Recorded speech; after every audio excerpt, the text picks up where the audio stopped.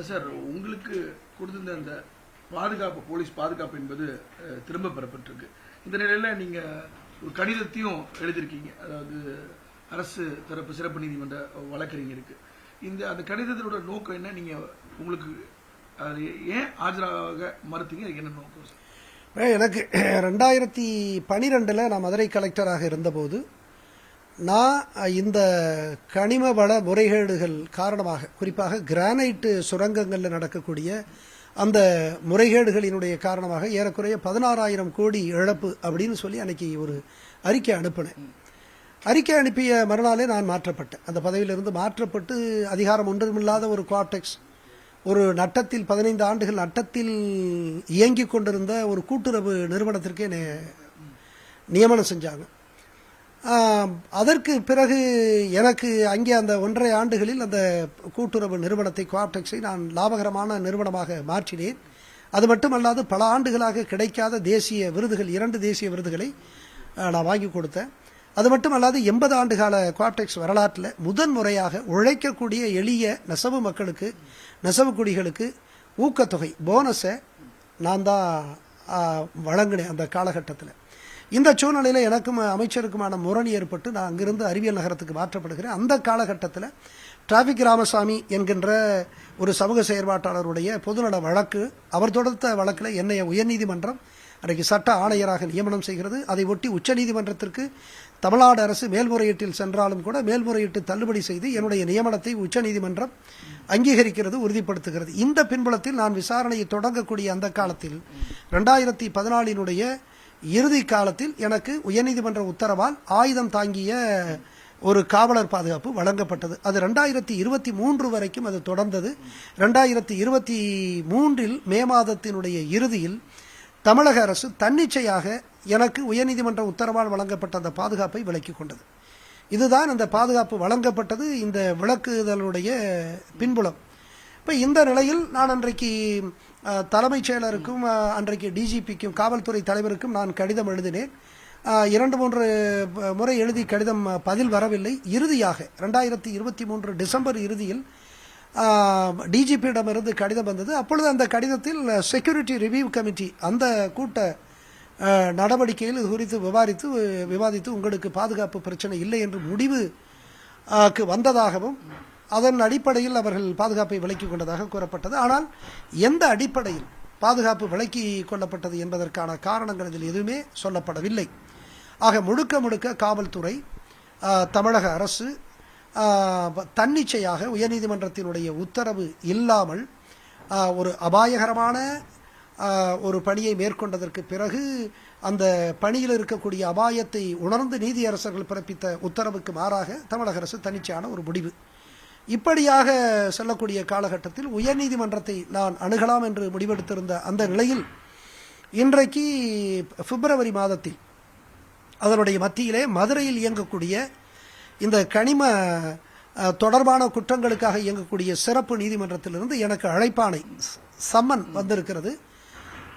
அதில் நான் உடனடியாக அடுத்த நாளே நான் நேரில் வர வேண்டும், சாட்சி சொல்ல வேண்டும் என்று கேட்டபொழுது அதிலே எனக்கு விவரங்கள் கூடுதலாக எதுவும் தெரியவில்லை. அதற்கு பிறகு விவரங்கள் கேட்டுக்கொண்டதற்கு பிறகு அது கிரானைட் முறைகேட்டு வழக்கினுடைய தொடர்ச்சியாக நான் 2012 காலகட்டத்தில் கலெக்டராக இருந்து அளித்த அறிக்கையினுடைய அடிப்படையிலான தொடங்கப்பட்ட அந்த வழக்கு என்று அறிகிறேன்.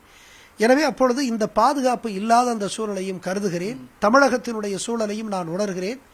மிக குறிப்பாக சமீப காலத்தில் ஜனவரி மாதத்தினுடைய இறுதியில் என்னுடைய மாவட்டமான புதுக்கோட்டை மாவட்டத்தில் ஜகபர் அலி என்கின்ற ஒரு சமூக செயற்பாட்டால் நாம் எல்லோரும் சுயநலமாக செயல்பட்டு கொண்டிருக்கிற பொழுது ஒரு மனிதன், இந்த மண்ணை மக்களை நேசிக்கக்கூடிய ஒரு தூய மனிதன், ஒப்பற்ற மனிதனாக இருக்கக்கூடிய அந்த ஜகபர் அலி மாவட்ட ஆட்சித்தலைவர் அலுவலகத்தில் தன்னுடைய புதுக்கோட்டை மாவட்டத்தில் திருமயத்திற்கு அருகே இருக்கக்கூடிய அந்த குவாரிகளிலே நடக்கக்கூடிய அந்த முறைகேடுகள் 1000 கோடி அளவிற்கு முறைகேடுகள் நடக்கிறது, இதில் நடவடிக்கை எடுக்க வேண்டும் என்று சொல்லி மாவட்ட ஆட்சித்தலைவர் மாவட்ட ஆட்சித்தலைவரிடத்திலே முறையிட்டதற்கு பிறகு பேட்டி அளிக்கிறார். நீங்கள் நடவடிக்கை எடுக்கவில்லை என்று சொன்னால் நான் 17ஆம் தேதி நான் மக்களை திரட்டி போராட்டம் செய்வேன் என்று அவர் சொல்லுகிறார். அந்த 17ஆம் தேதியே அவர் கொல்லப்படுகிறார் சமூக விரோதிகளால் வாகனம் ஏற்றி. இது எவ்வளவு பெரிய கொடூரம்! ஒரு ஒப்பற்ற ஒரு சமூக அரிதாக இருக்கக்கூடிய இந்த சமூகத்தை நேசிக்கக்கூடிய ஒரு ஒப்பற்ற சமூக செயற்பாட்டாளர் கொல்லப்படுவது சிவில் சமூகத்திற்கு வெட்கக்கேடானது. சிவில் சமூகம் வெட்கத்தால் தலைகுனிய வேண்டும். தமிழக அரசு இதற்கு பதில் சொல்ல வேண்டும். இப்படிப்பட்ட ஒரு நிலை. அதை போல கடந்த 2 ஆண்டுகளுக்கு முன்பாக 2022 ஜெகநாதன் என்கின்ற விவசாயி கரூர் மாவட்டத்திலே இதுபோன்ற இந்த கனிம வள கொள்ளைக்கு எதிராக அவர் போராடிய பொழுது அவரும் வாகனமேற்றி கொல்லப்பட்டிருக்கிறார். மிக சமீபத்தில் 1.5 மாதங்களுக்கு முன்பாக நெல்லையிலே சொத்தை மீட்டெடுப்பதற்காக போராடிய ஜாகிர் ஹுசைன் அவரும் கொல்லப்பட்டிருக்கிறார். வீடியோ வெளியிடுகிறார். அவர் ஒரு முன்னாள் காவல்துறை அலுவலராக இருந்திருக்கிறார். முன்னாள் முதல்வரிடத்திலே அவர் பணியாற்றி இருக்கிறார். நான் கொல்லப்பட போகிறேன் என்று வீடியோ வெளியிட்டதற்கு பின்னரும் 2 நாட்களுக்கு பின்னர் அவர் கொல்லப்படுகிறார் என்று சொன்னால் நாம் சட்ட ஒழுங்கு எந்த நிலையில் இருக்கிறது என்று நாம் சிந்திக்க வேண்டிய, மனசாட்சியுள்ள ஒவ்வொரு குடிமகனும் சிந்திக்க வேண்டிய ஒரு நிலையாக நான் கருதுகிறேன். இந்த பின்புலத்தில் எனக்கு இந்த நாட்டினுடைய இந்தியாவினுடைய மிகப்பெரிய கிரானைட் ஊழலை வெளிக்கொண்டு வந்த எனக்கு 1 லட்சம் கோடிக்கு மேலாக இழப்பு ஏற்பட்டிருக்கிறது என்று சொல்லி பல்வேறு முறைகேடுகளை, எப்படி மதுரை மாவட்டத்தில் மேலூர் பகுதியிலே இந்த நாட்டினுடைய முதுகெலும்பு என்று சொல்லக்கூடிய விவசாயிகள், அவர்களுடைய அந்த விவசாய கட்டமைப்பு, அந்த கிராமிய ஊரக கட்டமைப்பு சிதறடிக்கப்பட்டிருக்கிறது, நிர்மூலமாக்கப்பட்டிருக்கிறது, வரலாற்று சின்னங்கள் எல்லாம் தகர்த்தெறியப்பட்டிருக்கிறது என்று விரிவான அறிக்கையை நான் கொடுத்திருக்கிறேன்.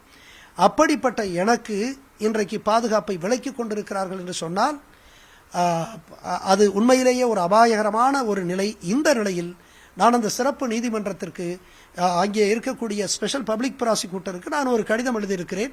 அந்த கடிதத்தில் இதுபோன்ற விவரங்களை எல்லாம், தமிழ்நாட்டினுடைய சட்ட ஒழுங்கு பிரச்சனைகள் எல்லாம் சுட்டிக்காட்டி எனக்கு இதுபோன்ற பாதுகாப்பு விளக்கப்பட்டிருக்கக்கூடிய நிலையில் பாதுகாப்பு அச்சுறுத்தல் இருக்கிறது என்று சொல்லி உங்களுடைய அந்த நீதிமன்ற நடவடிக்கையில் நான் பங்கெடுக்க முடியாத நிலையில் இருக்கிறேன். நான் அடிப்படையில் இதற்காக நான் என்னுடைய நடவடிக்கைகளை எல்லாம் மேற்கொள்ளுகிற பொழுது நான் அச்சப்படவில்லை. இதுபோன்ற விளைவுகளை எல்லாம் வரும் என்று எதிர்பார்த்தே நான் களத்தில் இதுபோன்ற சவால்களை நான் சந்தித்தேன். இதுபோன்று இந்த ஊழல்களை எல்லாம் வெளிக்கொண்டு வந்தேன். ஆனால் இதையெல்லாம் உணராத ஒரு அரசு, ஒரு IAS அலுவலருடைய பாதுகாப்பை பற்றி கூட கவலைப்படாத தமிழக அரசு எப்படி சாதாரண குடிமகனுடைய பாதுகாப்புக்கு ஜகபர் அலி, ஜாகிர் ஹுசைன், ஜெகநாதன் போன்ற இந்த சாதாரண எளிய இந்த குடிமகனுடைய பாதுகாப்புக்கு எப்படி உத்தரவாதத்தை தர முடியும்? எனவே எல்லோருக்குமான ஒரு குரலாக இன்றைக்கு இந்த கனிம வளங்கள் என்பது இது தமிழ் சமூகத்தினுடைய சொத்து, தமிழர் தாயகத்தினுடைய ஒப்பற்ற சொத்துக்கள். இதை நம்முடைய அடுத்த தலைமுறைக்கு நாங்கள் பத்திரமாக கொடுக்க வேண்டிய பொறுப்பிலே இருக்கிறோம். அதைத்தான் நாங்கள் செய்து கொண்டிருக்கிறோம். அந்த மகத்தான பொறுப்பு தமிழக அரசுக்கு உண்டு. நாளைக்கு வரலாற்றுக்கு முன்பாக இவர்கள் பதில் சொல்லியாக வேண்டும். இந்த நிலையில் களத்திலே பணியாற்றக்கூடிய சமூக செயற்பாட்டாளர்கள் அபாயகரமான ஒரு சூழலில் இருக்கிறார்கள். அவர்களினுடைய குரலாகவும் எனக்கும் இன்றைக்கு விளக்கப்பட்டிருக்கக்கூடிய இந்த பாதுகாப்பை பற்றி சொல்ல வேண்டிய ஒரு நிலையிலே இருக்கிறேன் என்பதற்காக நான் இன்றைக்கு அப்படிப்பட்ட ஒரு கடிதத்தை எழுதியிருக்கிறேன். அது மட்டும் அல்ல, நம்முடைய உயர்நீதிமன்ற தலைமை நீதிபதிக்கு 28ஆம் தேதி ஒரு கடிதம், 29ஆம் தேதி இமெயிலிலே ரெஜிஸ்ட்ரார் ஜெனரல் மூலமாக நான் ஒரு விரிவான 10 பக்க ஒரு கடிதத்தை எழுதியிருக்கிறேன். அதிலே எந்த சூழ்நிலையில் நான் நியமனம் செய்யப்பட்டேன் சட்ட ஆணையராக, எந்த சூழலில் எனக்கு பாதுகாப்பு வழங்கப்பட்டது, எந்த சூழலில் என்னுடைய பாதுகாப்பு விலக்கிக் கொள்ளப்பட்டது என்பதையெல்லாம் நான் விரிவாக சொல்லி நான் உத்தரவுக்காக நான் எழுதியிருக்கிறேன்.